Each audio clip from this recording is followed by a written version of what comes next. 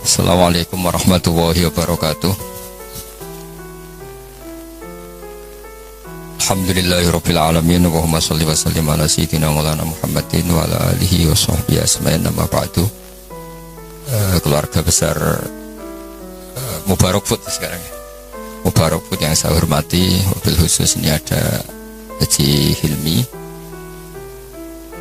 Pulau azam saking dalam karena beliau ketika minta saya berbesar hati acara itu di rumah saya sebetulnya lewat virtual. Justru karena tawaduk beliau saya mau datang karena saya memang kangen Sunan Kudus juga. Karena lama gak ziarah di sandera tamu-tamu itu. Tapi dari rumah saya azam mau menerangkan tentang Nabi Ibrahim karena ini sudah mendekati Idul Adha atau Idul Kurban. Di antara yang membolehkan ulama kerso atau mau populer atau mau dimaklumatkan atau mau tampil adalah awalun nubuwah itu dimulai dari at-tahaddi.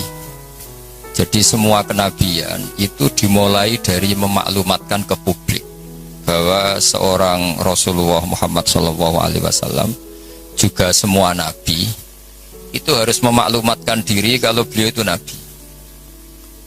Nah sebetulnya itu juga seterusnya orang alim, wali, itu juga habib, itu juga harus memaklumatkan diri kalau beliau itu habib. Tentu tidak harus dengan lisan, tidak harus dengan apa, tapi yang penting memaklumatkan. Kenapa itu penting? Kita bikin analogi. Saya bikin analogi dulu. Misalnya Anda punya istri sedang hamil. Anda tahu di situ ada klinik persalinan atau dokter bayi atau dokter untuk menangani orang-orang hamil. Itu Anda ngerti karena apa? Karena plang ya, karena tanda itu. Di situ ditulis dokter kandungan siapa itu, atau klinik persalinan. Atau bahasa kerennya klinik korban lelaki. Itu menjadi tahu karena diberitahu. Begitu juga kita konsultasi sama dokter psikologi. Kita tahu karena ada tulisan dokter psikologi dan seterusnya. Kemudian kita kuliah juga gitu menjadi tahu kalau itu UGM, UII atau UI juga karena tulisan atau karena maklumat. Nah harusnya memberitahu kalau Anda orang alim atau Anda wali atau apa itu boleh dengan makna yang positif bahwa ini maklumat. Nah kaitannya dengan Nabi Ibrahim alaihissalam, beliau itu pernah munajat dan ini awal beliau bergelar Khalilur Rahman, kekasihnya Allah. Beliau itu pernah munajat sama Allah sambil bergumam geremeng lah kira-kira, tapi geremengnya Nabi ya jadi wiridan itu. Kalau geremengnya sampean jadi laknat itu. Ini geremengnya Nabi tapi bergumam. Ya Allah, dunia ini tidak fair. Engkau zat yang begitu penting, paling berpengaruh, yang menciptakan langit bumi, kemudian engkau tidak diketahui. Bayangkan misalnya kalau seorang presiden jalan di kampung terus diundang ngelik, kan tersinggungnya Masya Allah. Seorang raja Arab Saudi kenalan sama orang, terus orang itu tanya, jenengan dalemnya pundi, itu kan tersinggung. Aku yang di Arab Saudi buat takoi. Begitu juga seterusnya.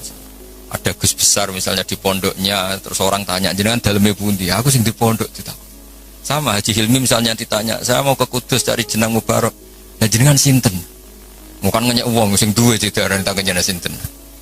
Sehingga Nabi Ibrahim itu tersinggung setersinggung-singgungnya karena beliau seorang Khalilur Rahman. Ya Allah, dunia ini tidak fair. Engkau zat yang begitu penting kemudian orang nggak tahu tentang kau. Makanya ya maklum kan zaman itu kan orang masih kafir, menyembah batu, menyembah berhala. Orang nggak menyebut Allah, nggak menyebut Tuhan. Akhirnya beliau ngendikan, Innahu ya Rabbi la yahzununi an la ara ahadan fil ghairi fil ardi ya'buduka ghairi. Memang itu saya hafalkan ya. Innahu la yahzununi. Jadi innahu pakai inna masih pakai lam taukid. Innahu la yahzununi, sungguh sangat menyusahkan saya. Ada yang baca la yuhzinani sama ya, karena dalam qiraah sab'ah ada fala yahzunka qauluhum, ada qiraah fala yuhzinka qauluhum. Sungguh sangat menyusahkan saya, sangat merisaukan saya bahwa engkau zat yang begitu penting, kemudian yang tahu kalau engkau Tuhan itu hanya saya, yang menyembah juga hanya saya. Ini enggak fair. Zat sepenting engkau kemudian fungsi jenengan, fungsi engkau tidak diketahui kecuali oleh saya. Itu kan ibarat misalnya kayak tadi, Anda yang punya Alphard saja, terus diarani tukang parkir kan ya tersinggung. Wong sing duwe Alphard kok diarani tukang parkir. Nah, karena Nabi Ibrahim itu seorang nabi, ketersinggungannya bukan urusan pribadi, tapi urusan Allah Subhanahu wa taala. Makanya dalam sebuah riwayat, saya ulang lagi dalam sebuah riwayat, ketika Allah teng hadits qudsi, kuntu kanzan makhfiyan fa aradtu an u'rafa fa khalaqtul khalqa liya'rifuni. Kata Allah, saya sebelum menciptakan makhluk pun sudah Tuhan. Andaikan Allah tidak menciptakan langit bumi juga sudah Tuhan. Andaikan Allah tidak menciptakan surga dan neraka juga sudah Tuhan. Karena ketuhanan Allah itu hakikat, bukan karena apa-apa. Memang dia Tuhan. Tapi kata Allah, tapi saya ingin dikenal. Kemudian maka saya ciptakan makhluk supaya mengenal saya. Maka masyhur kalau dalam semua ilmu tafsir, dari semua ilmu tasawuf, wa ma khalaqtul jinna wal insa illa liya'budun, saya tidak menciptakan jin dan manusia kecuali mereka beribadah kepada saya. Itu hampir semua mufassir menerangkan illa liya'budun illa liya'rifuni, supaya mereka ngerti saya. Karena awal menyembah itu dari tahu. Kamu tidak bisa menyembah sesuatu yang kamu sendiri tidak tahu. Makanya guru-guru kita zaman kita ngaji di mana saja itu awal wajibin alal insani ma'rifatullah, karena untuk bisa nyembah Allah dimulai dari tahu. Maka illal ya'budun illal ya'rifun, supaya mereka kenal saya. Sehingga karena makna ibadah di situ adalah mengenal Allah, mbok wong ibadah ngethuk rino wengi masih afdal orang alim. Karena orang alim ini orang yang mengenalkan Allah Subhanahu wa ta'ala. Nah, ini terus rentetannya apa dengan kegiatan kita malam ini dan semua kegiatan? Bahwa manusia dengan segala kelebihannya itu tujuannya hanya satu, mengertikan dirinya dan orang lain bahwa Allah itu Tuhan. Dan itu tugas siapa? Tugas para nabi. Sehingga pertama kali Nabi jadi Nabi itu setelah ketemu Malaikat Jibril di Gua Hira, pertama yang dilakukan apa? Beliau naik ke Gunung Sofa, kemudian memaklumatkan ke keluarganya bahwa saya adalah sekarang seorang Nabi. Karena tidak boleh, orang harus dikenalkan kalau Allah itu Tuhan. Kalau ada seorang presiden jadi presiden dilantik, beliau harus dimaklumatkan kalau dia presiden. Kalau ada menteri juga harus dimaklumatkan kalau dia menteri, supaya perlakuan orang lain jelas bahwa ini saya memperlakukan presiden, saya memperlakukan seorang menteri. Sehingga ini penting saya utarakan, urutan pertama terpenting di dunia adalah memaklumatkan kalau Allah itu sebagai Tuhan dan semua Rasul sebagai utusannya Allah. Nah sekarang problem kita adalah karena kita orang Jawa, ngaku sugih itu rapi, ngaku alim ya rapi. Oke, kita sepakat etika itu dalam banyak hal juga baik, tapi itu tidak bisa dipegang banget. Karena kalau orang misalnya nyuwun sewu, kaya terus ibu-ibu miskin, nanti untuk BLT. Ya lucu tuh, misalnya Haji Hilmi terus untuk apa? BLT. Ini kan terus lucu. Jadi apa-apa kalau berlebihan itu efeknya naik. Misalnya saya ngaku bodoh, itu oke lah, itu tawaduk bagus. Tapi misalnya aku ngaku bodoh, terus orang mulang tafsir, gak mulang ngopo, terus tafsir diulang ngomong sing ra jelas. Kayak apa dosanya saya? Saya masih ingat di antara awal-awal saya kenal Pak Quraisy Shihab, kata beliau, kita ikut dosa kalau yang mengajar itu tidak ahlinya, karena enggak karu-karuan. Sehingga apa? Dosanya orang alim itu apa? Kitmanul ilmi, menyembunyikan ilmu. Makanya ilmu itu harus dimaklumatkan. Tapi tentu tanpa hadun nafsi, bahwa orang itu enggak berpikir populer, enggak perlu. Saya enggak pernah ingin populer. Tapi saya ingin mempopulerkan ulumullah, mempopulerkan ilmu-ilmunya Quran. Jadi di antara sebabnya Nabi Ibrahim jadi Nabi adalah beliau pernah risau sampai punya gelar Khalilur Rahman.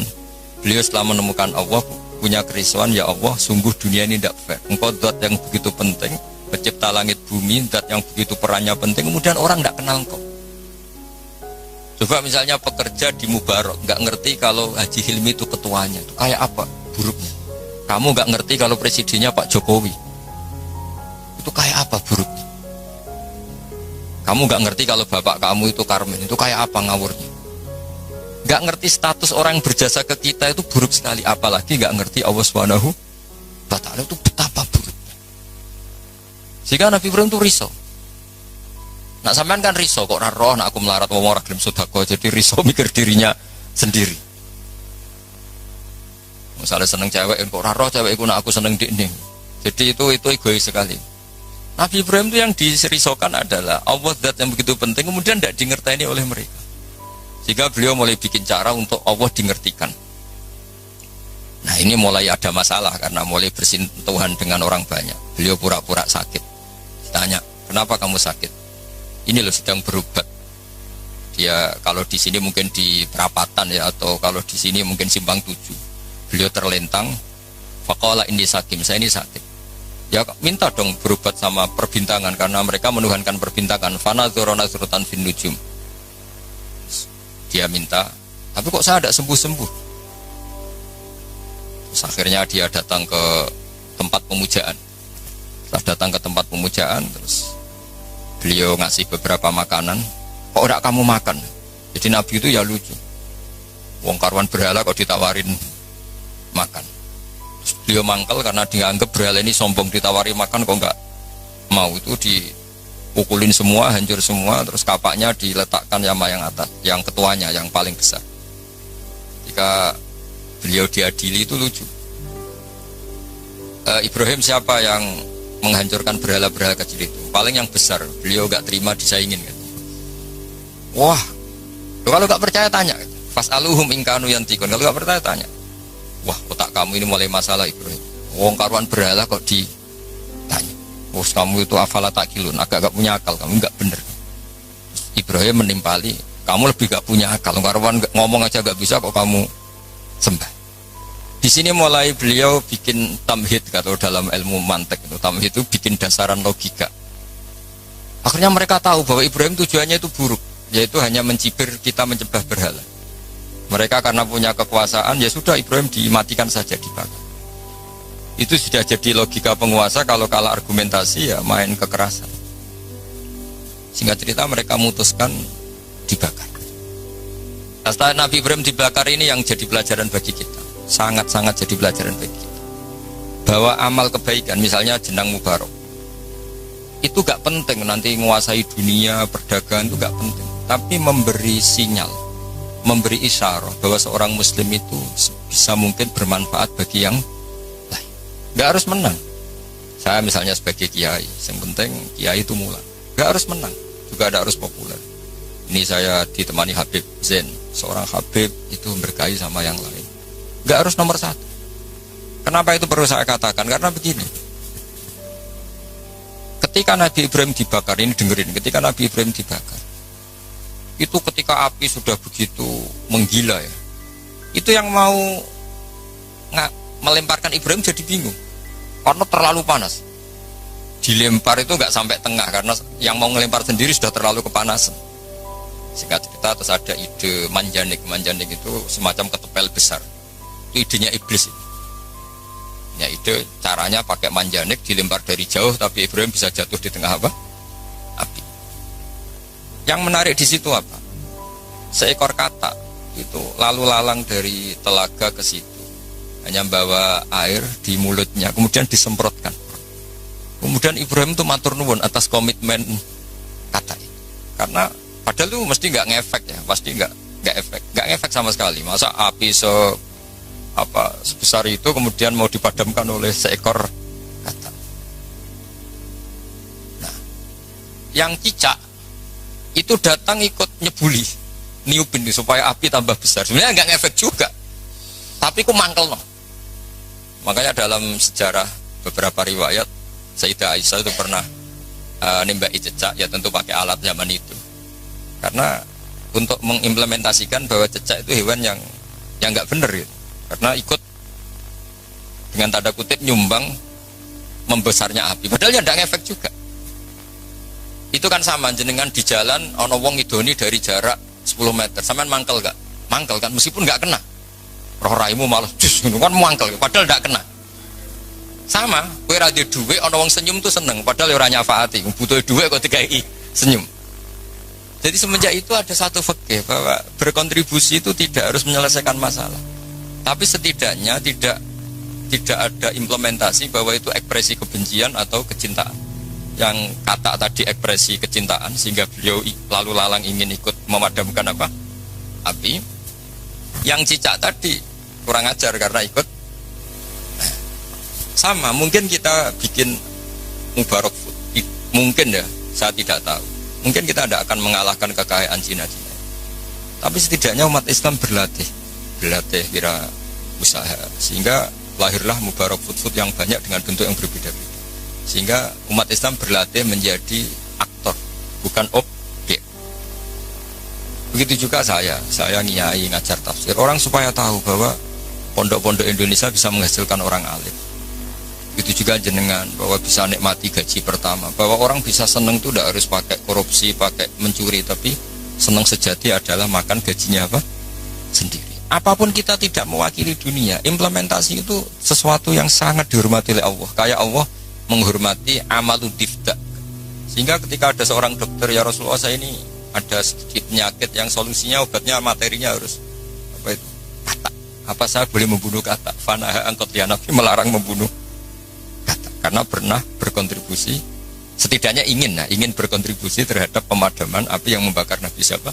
Ibrahim. Kowe di bojo masih didoni ke 3 meter oleh mumangkel.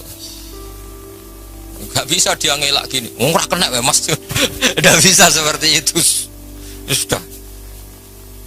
Nah sehingga saya hari ini tadi saya belajar banyak tentang tafsir, tentang Nabi Ibrahim.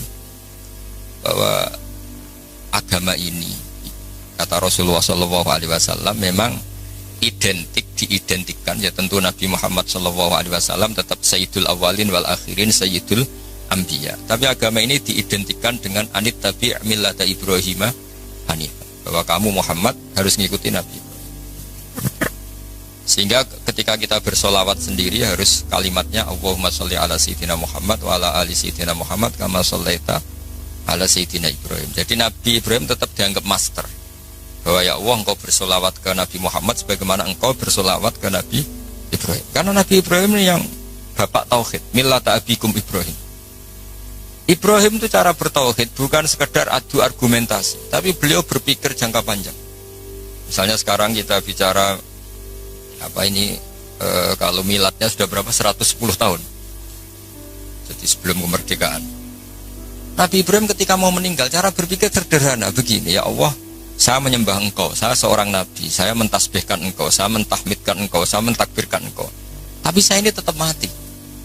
Padahal saya ingin yang mentasbihkan engkau ini abadi, yang mensolati, yang mengibadah solat abadi, tasbih abadi. Ini gimana ya Allah? Solusinya apa? Ya Allah, saya ini harus punya turunan yang menjaga tradisi ini, yang menjaga keluhuran ini. Sehingga beliau nangis itu ingin punya anak soleh itu bukan karena beliau nanti kalau nggak anak soleh itu gimana, enggak. Gamane nangisi nasibnya agama ini gimana kalau saya tidak punya anak, tidak punya cucu yang soleh. Barokahnya itu pula nggak ada nabi setelah Ibrahim kecuali ada darahnya Nabi Ibrahim. Ya nggak ada nabi setelah Ibrahim kecuali pasti ada darahnya Nabi Ibrahim, baik dari ibu Sarah maupun dari ibu siapa? Hajar. Ada yang baca Hajar, ada yang baca Ajar ya, karena di beberapa teks memang ada yang ditulis dengan hak. Di Bukhari ada yang ditulis pakai apa? Hamzah. Hajar atau apa? Ajar. Ini penting saya utarakan, penting sekali bahwa kalau Anda orang kaya yang memanfaati orang banyak, kamu ingin kaya lagi, anak kamu ingin kaya lagi, jangan niat biar anak putu kurang melarat. Tapi tradisi memanfaati orang lain biar sama, saya juga ingin nanti anak saya alim. Tapi bukan berarti ingin anak saya terus dicucup orang, disalami template, enggak. Ingin menjaga bahwa harus ada orang alim. Nah kenapa harus anak kandung? Padahal murid bisa. Karena manusia itu didik orang lain itu ya repot.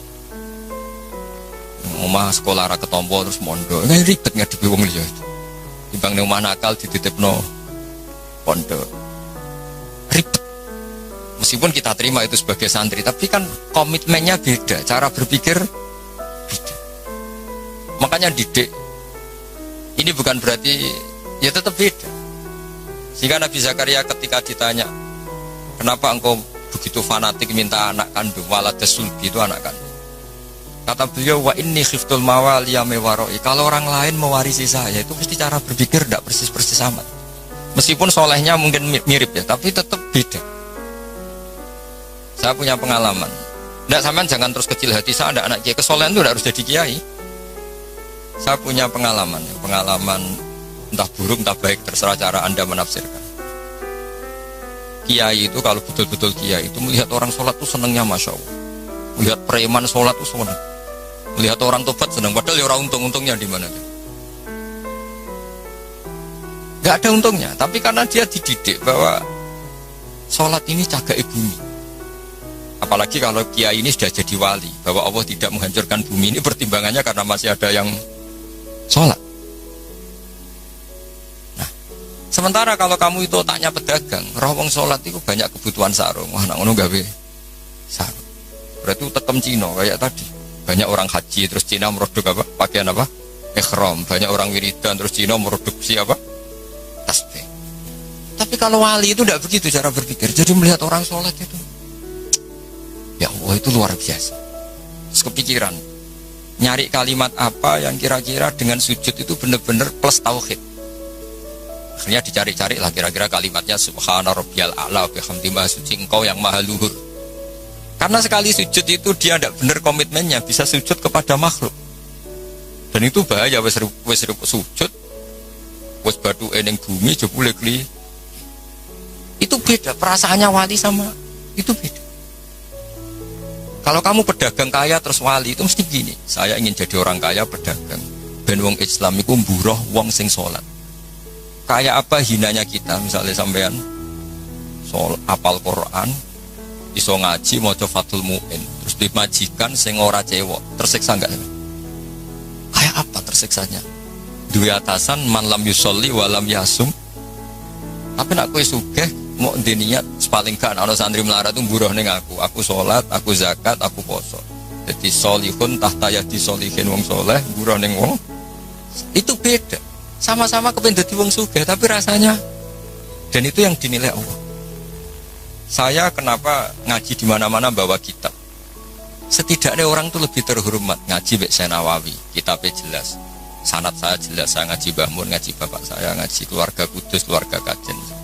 Istifadah, saya jangan ngaji betul memang sama Mbah Mun. Ya, kalau istifadah ya dari berbagai kiai. Orang itu terhormat. Jajal misalnya aku ngaji sampean ngaji ning Kudus, gue primbon. Itu Haji Hilmi kan tersinggung, sebab piye disowan terus cerita komik. Ngono kan gak mutu kan. Yo sini-sini wong Kudus kan wah, banyak wong Kudus kan. Tapi kalau kita pakai sanad yang baik, pakai kitab yang baik, kan yang ngergani sing diaturi. Sehingga kenapa Nabi itu mesti min ansabi qaumi, enggak ada Nabi kecuali dari nasab terbaik. Enggak ada Nabi kalah ganteng, semua Nabi pasti yang terganteng di kaumnya. Ya terbaik nasabnya di kaumnya, karena Allah itu kepengen ngergani masyarakat. Misalnya kayak di Nabi terus keriting, pesek, ya ribet, senajan to soleh. Maka enggak ada Nabi illa min ansabi qaumi kecuali dari nasab terbaik. Jadi kadang-kadang orang salah paham, wah ini nasab gak penting, ya penting sekali. Justru dengan nasab ini masyarakat terhormat. Punya Nabi dari kasta terbaik, dari marga terbaik, dari kultur terus wajahnya juga ajmalan nas. Makanya wa kana Rasulullah sallallahu alaihi wasallam ahsanan nasi khalqau wa khuluqan. Nabi itu pasti yang paling ganteng. Gak boleh Nabi pesek itu aja gak boleh. Apalagi yang lain apa gak boleh. Tapi tidak usah disebut jadi fitnah. Pokoknya gak boleh Nabi. Kalau cucunya kalau yang ganteng banyak. Jadi Nabi itu begitu. Saya dulu ya mikir kenapa sih Nabi harus paling ganteng, paling bernasab. Tangan-tangan ini saking baiknya Allah, karena Allah ingin selain Nabi ini orang pilihan, supaya umat ini terhormat kan. Oh senang Kang di Nabi ganteng, yo gagah. Terus punya kultur yang baik. Kultur yang baik misalnya ditandai minimal yang kita kenal, tidak waladuz zina. Ya tidak waladuz zina. Sehingga Mbah Mun sering cerita ke saya. Kitab Madaih ini kata Mbah Mun, kitab Madaih itu macam-macam. Ono sing khas ilmiah, yaitu arep berjanji. Ono sing khas isek bronto ning pangeran, yaitu Dibak dan Simtud Duror. Dan beliau begitu ta'aluk sama kitab berjanji, kitab Simtud Duror, ya kitab Dibak. Saya kemarin baca Dibak puasa, juga baca Saman perhatikan ketika ulama dulu memuji Nabi. Di antara pujian yang disebut apa? Tarakus sifah hafalam yusibhum aruhu. Kan dimulai apa? Hafizul ilahu karomatal li Muhammadin aba'ahul amjada saunal lismihi. Allah menjaga harga dirinya Rasulullah SAW dimulai. Sayyid Abdullah nggak pernah zina, Sayyid Abdul Muthalib nggak pernah zina, Sayyid Hashim nggak pernah zina. Karena betapa buruknya kita kalau punya Nabi dari nasab yang tidak benar. Maka pujian pertama yang dilantunkan apa? Tarokus sifaha. Mereka meninggalkan perzinahan. Falam yusibhum aruhu, maka babanya Nabi itu tidak ada ceritanya yang mau berbuat zina. Min adami wa ila abihi wa ummi, dimulai dari Nabi Adam. Jadi, karena keren punya pemimpin, bapaknya jelas, mbahnya jelas, buyutnya jelas. Saratun saronur nubuati fi asari rihurohimul bahiyah. Itu begitu. Akhlaknya juga gitu. Gak ada Nabi kok medit. Pusing kan gitu Nabi medit. Pusing. Punya Nabi goblok, ya pusing kan. Makanya Nabi itu harus fatona, harus apa? Cerdas. Misalnya di Nabi sekolah atau munggah kan pusing. Terus jadi Nabi kue sing ranking. Iya sekolahnya pinter aku kok. Wong jadi kiai saja kalau ketemu temannya pusing. Karena temannya menangin aku sekolah atau munggah itu saja sudah pusing. Makanya jangan pernah jadi kiai ketika kiai kamu masih hidup itu menangi goblokmu itu. Wah itu masalah itu kan. Wong kok konco ngiyai ketemu konco pengapesan. Kok iso ngorek muin tuh. Wong dhisik maca jurumiyah sering ditek itu ada masalah kan. Makanya terus akhirnya dukun berkode apa ngiyai masalah jalan pintas. Dukun. Ini saya cerita. Sehingga Nabi itu mesti dari gen terbaik. Hafizul ilahu karomatan li Muhammadin aba'ahul amjada saunalismi. Allah menjaga harga diri Nabi itu tidak mulai Nabi Muhammad, dimulai dari Nabi Adam. Begitu juga menyangkut ibunya. Terus begitu. Jadi gak ada penjagaan sesempurna kayak Allah menjaga kekasihnya Rasulullah Shallallahu Alaihi Wasallam. Tapi sekarang itu memang zaman fitnah ya macam-macam. Orang baca tiba dikatakan bid'ah. Saya bilang, andai kan tiba kamu baca pakai bahasa Indonesia itu saya yakin tidak ada yang bilang bid'ah. Karena itu buku sejarah. Berhubung mbok waca ndermemel koyok mantra, lha iku sing mari akhire darani bid'ah. Coba kalau kamu baca bahasa Indonesia di depan orang yang biasa darani itu bid'ah. Nah, kamu baca aja. Baca yang apa? Di sini biasanya tiba apa berjanji? Wasim tuturor apa saja saya hafal insyaallah. Enggak yang terkenal saja. Berjanji apa? Al-berjanji misalnya dimulai dari apa?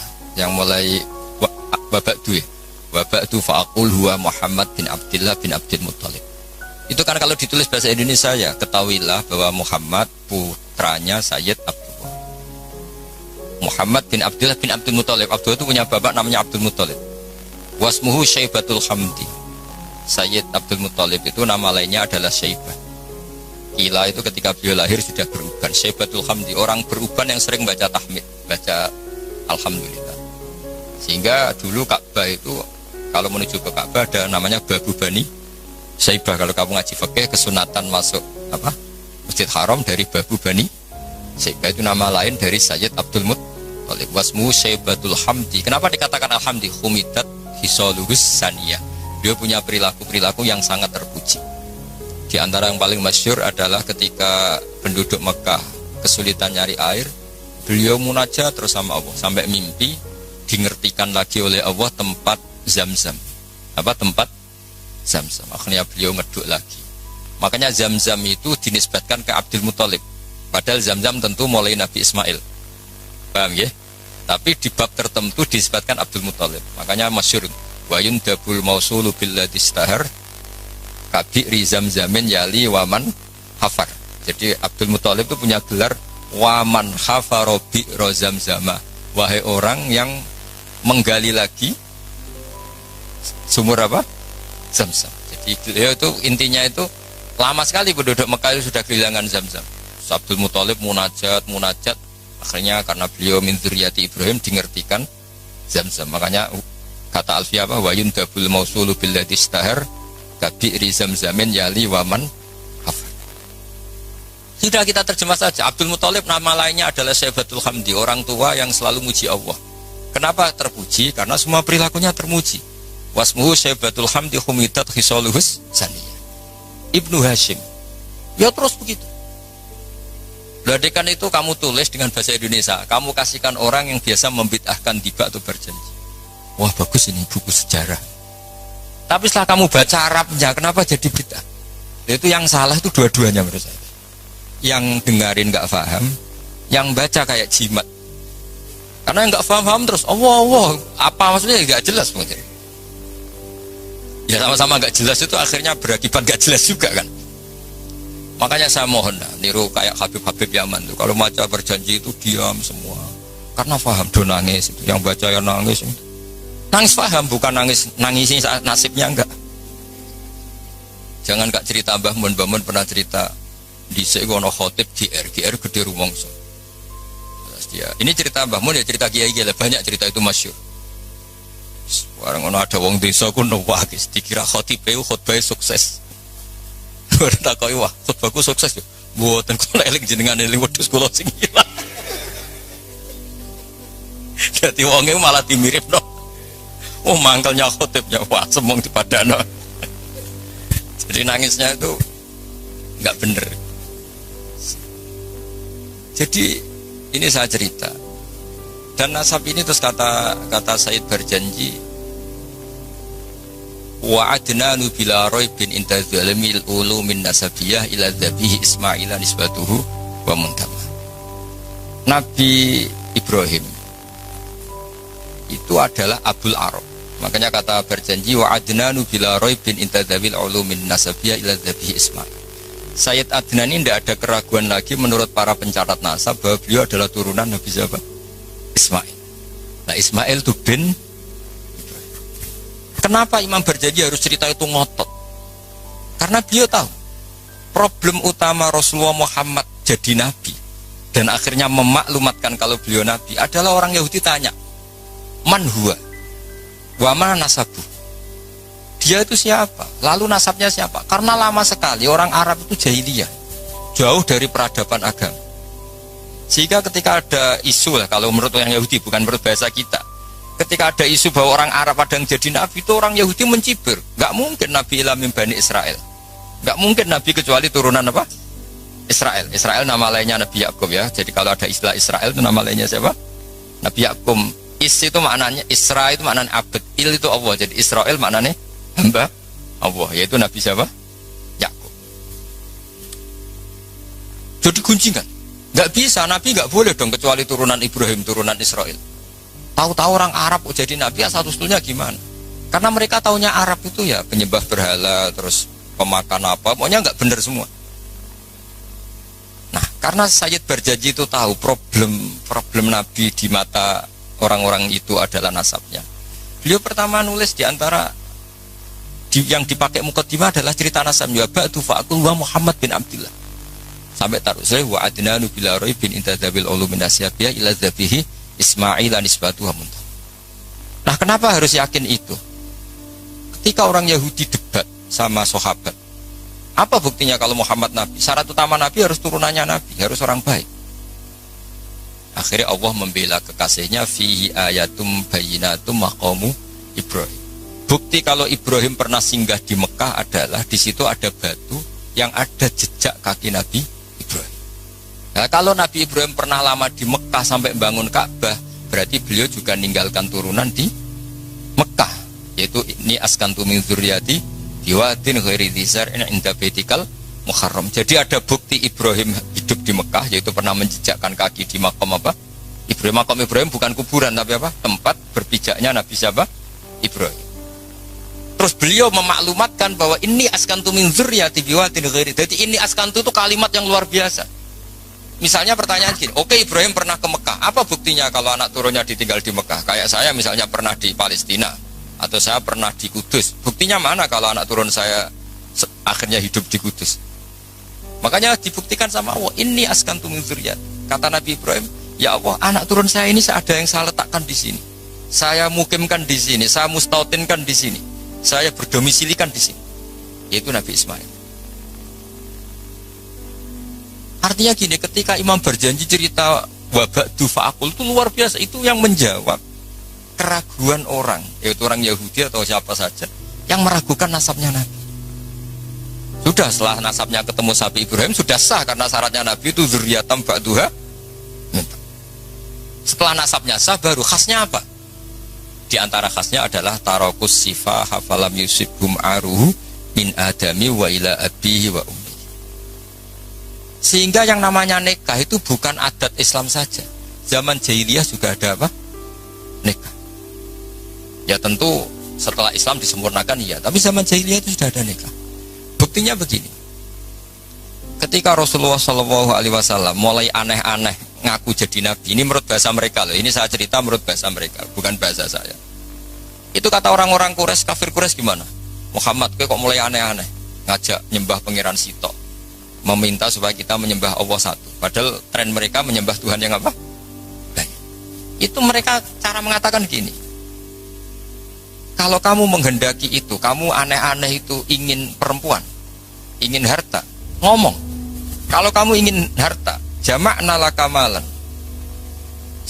Kita akan mengumpulkan harta, fatakuna aktsaron nasi malan. Kamu akan orang jadi orang paling kaya. Terus ketika kamu aneh-aneh ingin kawin, ingin perempuan cantik, kita tembungkan ke keluarganya, kita mintakan keluarga. Terus fazawwajnakaha, kemudian kami nikahkan kamu kepada perempuan itu. Intinya orang jahiliyah zaman itu sudah anti apa? Berzina. Orang kok kalau kamu suka perempuan tak sewakno itu enggak. Zawwajnakaha, akan kami nikahkan. Karena fa'inan nikah itu adatul khiyar. Mulai dulu nikah itu adatnya orang-orang. Makanya kamu jangan protes. Tarokus sifaha falam sibaruhu itu sebelum ada Islam itu sudah ada haji, ada nikah, ada beberapa aturan sudah benar. Bahkan ketika Rasulullah jadi nabi, nikah zaman jahiliyah diabadikan apa enggak? Diabadikan. Orang yang zaman jahiliyah sudah nikah, nikahnya tidak usah diperbarui. Nikah itu sudah sah. Itu jelas di semua kitab fikih. Kecuali nikah yang mengandung kesalahan permanen dalam Islam. Misalnya orang nikahi buliknya, orang nikahi ponaannya. Asal yang dinikahi normal itu sah selamanya. Tapi ternyata nggak terjadi orang nikahi buliknya atau nikahi ponaannya. Karena tadi masih ada sisa-sisa syariat Khalilillah Ibrahim, masih ada sisa-sisa syariatnya Nabi siapa? Ibrahim. Jadi ini penting saya utarakan supaya kita dapat barokahnya Nabi Ibrahim alaihis salam, karena ini mau mendekati Idul Adha. Jadi Ibrahim itu orang yang cara berpikir jauh. Jadi saya mohon sama Pak Khidmi semualah, orang kaya maupun orang miskin, setengah kaya setengah miskin, kalau punya pilihan itu niatnya yang banyak. Ya tadi misalnya kita ingin jadi orang kaya, punya pekerja banyak, niati biar orang soleh ini tahta yadi solihin. Orang soleh juga nyuwun sewu kalau bisa yang buruh sama orang soleh, kan lebih punya izzatun nafsi, lebih punya apa, harga. Meskipun ya tidak harus, artinya tidak harus itu ya. Saya bukan berarti mengaramkan orang Islam kerja di non Muslim ya, enggak. Ini kan cerita niat, bukan cerita satu apa sentimen agama, enggak. Kita nasionalis religius lah cara bahasa sekarang goalnya itu enggak masalah. Tapi ini kan cerita. Ketika saya ini meskipun sekecelok alim itu masih belajar sampai sekarang. Setidaknya lebih menghormati lah. Kalau kita ngaji ya belajar. Meskipun ya tetap mungkin salah, namanya manusia, tapi lebih menghormati. Kalau kamu jadi dokter ya masih belajar, sehingga orang wong ngeluh mbok obati penisilin. Kalau sudah tidak belajar pasti gitu kan. Ilmunya sudah tidak update, sementara penyakitnya update. Itu kan kayak banyak orang kuno, ilmu kuno digonyolusine cah saiki kan bingung. Dan Nabi Ibrahim sudah bervisi jangka panjang. Jadi ketika beliau tahu kalau pasti meninggal, beliau berdoa, Rabbana wab'ats fihim rasulam minhum yatlu 'alaihim ayatika. Ya Allah, saya ini pasti meninggal, maka zuriyah saya harus jadi rasul. Di mana rasul itu tugas utamanya apa? Yatlu 'alaihim ayatika. Saya hanya punya kepentingan ada yang selalu memaklumatkan bahwa engkau itu Tuhan. Bahwa cara menyembah engkau orang juga benar karena anut guru. Jadi kekhawatiran beliau itu enggak ada rasul yang yatlu 'alaihim ayatika yang membacakan ayat-ayatmu. Betapa bahayanya kalau kita ini terus kemudian tidak ada ulama, tidak ada kiai. Mungkin kita sudah menuhankan uang, menuhankan jabatan. Tapi barokahnya banyak ulama, banyak kiai, kita hanya menuhankan Allah Subhanahu wa taala. Ono corona ya tenang, ono kue tenang. Mati ya mati aja biasa. Coba kita zaman dijajah Belanda, kayak apa susahnya kita. Itu orang-orang kita dulu ya bahagia. Dan banyak istrinya banyak padahal zaman itu. Padahal zaman sekarang aja susah, zaman itu sudah. Coba kita nong kuno-kuno itu. Istrinya rata-rata satu apa banyak. Padahal zaman dijajah.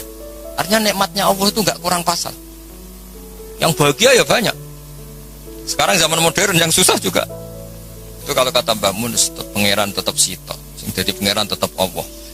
Nggak usah kamu teliti dunia, podo yang pangerane podo. Artinya mulai Nabi Adam sampai kiamat, ya ono seneng, ono susah, ono kasil, ono ra kasil. Ya rasa mbok teliti, wis ngono mesti ngono. Jadi kira usah penelitian zaman Nabi Adam. Kok polane sama? Ada yang tertawa, ada yang menangis. Ya ada saat tertawa. Dan hubungan mbek bojo mbok teliti satunya podo. Kadang yang mesra, kadang ya tukaran. Ya sudah sama. Kancanan yang ngono, kadang seneng, kecewa, itu ngono. Akhirnya kita belajar dari itu ngelmoni. Termasuk akhirnya ada Imam Syafi'i, ada yang ngarang hikam. Cara ngelmoni itu ya lucu lama itu. Malah enak digedingi wong akeh, ra diutangi. Yo kira-kira yang utang Haji Hilmi itu yang kenal apa yang gedeng? Yang kenal, orang kenal juga gak baik. Makanya kata Imam Syafi'i ditanya, orang sehebat jenengan ternyata yang benci banyak. Imam Syafi'i jawabnya enak. Waman asa'a ilaika faqat atlaqaka. Sebenarnya orang benci kamu itu positif. Minimal gak utang kue. Kowe tahu nyileh mobil wong sing mbok gedhingi. Tapi nak kowe akrab mek Haji Hilmi bahaya iso nyileh Alphate, nyileh macam-macam. Jadi enteng saja ulama.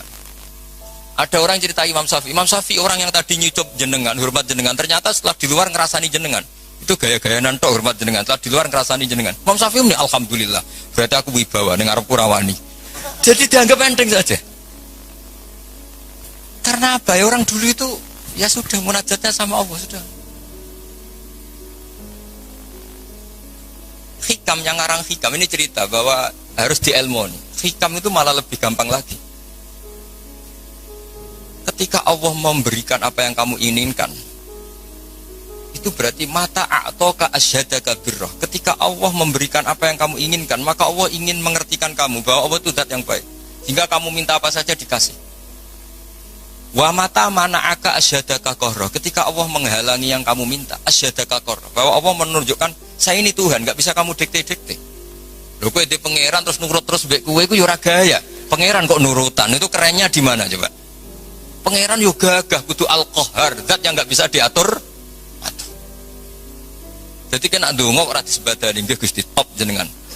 Ora kena dirayu, ora kena diatur, atur. Wis pangeran tenan jenengan. Misalnya pangeran nurut terus iku pangeran, tak budak kan gitu. Makanya Allah tidak hanya punya sifat Rahman Rahim, itu punya Al-Jabbar, Al-Qahar. Jadi segampang itu. Lho kayak di pangeran terus nurut mbek kowe kan. Aku lah kecewa. Mesti protes buat Gusti ngono kok jenengan tuh. Jadi enteng saja ulama dulu muamalah sama Allah. Mata atau ka'asyadaka birrah. Ketika Allah memberi kamu, anggap saja Allah mengenalkan ke kamu bahwa dia zat yang terbaik.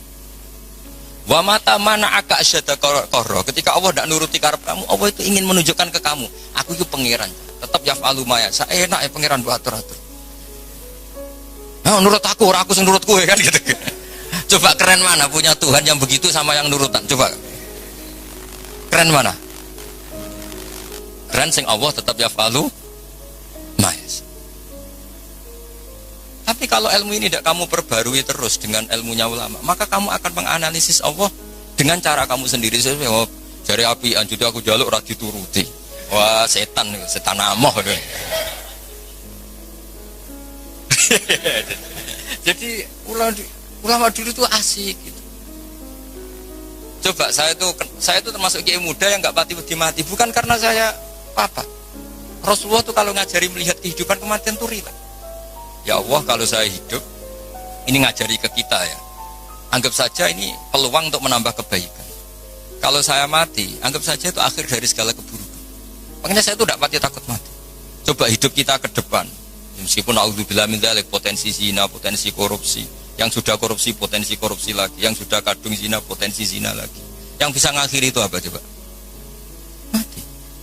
Jadi kalau melihat gitu mati, kalau kamu mau mati, matur nuwun Gusti. Mpun niki terakhir kula mun mboten saged elek malih. Matur nuwun, matur nuwun. Loh, enggak ini cerita. Jadi jangan melihat sisi mati ini keburukan, karena itu akhir dari segala kejelekan kita dan akhir dari segala potensi. Kalau kamu tidak jelek sekarang, kan potensinya tetap bisa. Soleh-soleh kayak kue udah kuat suwe, kan nggak ada jaminan gitu maksudnya. Kan nggak ada jaminan. Kamu sekarang nggak korupsi, kan nggak ada jaminan kalau nanti jabat tak. Kan bisa aja karena nggak ada kesempatan saja. Jadi segampang itu, sehingga kita ini akhirnya melihat mati itu biasa. Biasa bukan ya karena surip ya apik, mati ya habis. Inna sholati wa nusuki wa mahyaya wa mamati lillahi rabbil. Makanya bapak dulu, saya ini kan termasuk kiai itu. Sebenarnya problem saya ya sudah berat ya, kalau nuruti umat macam-macam. Tapi ya, saya masih eling dewe bapak. Dunia orang melok duwe, kok pikir lah, kok santai wae. Dunia orang melok duwe, kok pikir. Itu kali ini aku mikir jenang mubaroke Pak Hilmi kan orang melok duwe, kok tak pikir. Ya penting mikir sing duwe kan gitu. Ya sama gitu, wong duwe orang melok duwe, kok pikir. Ya penting pikir sing duwe kan. Cara kasarane kan. Makanya hikam ngendikan da'it tadbir fama qoma bi ghairuk la tuqim bi nafsak. Wis ora usah mikir nemen-nemen. Dunya iku ana sing duwe. Ora usah ke melok-melok, ora melok duwe kok geger. Maksudnya ora usah mikir wis melok pangeran wis. Wong alim yo mulang wis. Wong sugih yo bagi karyawan. Habib yo ndongakno umat.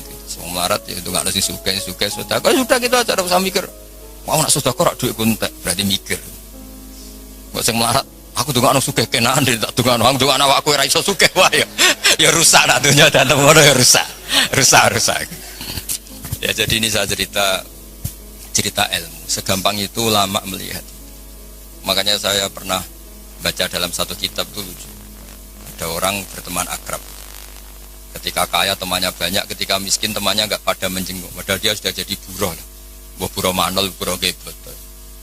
Ada seorang habib alim.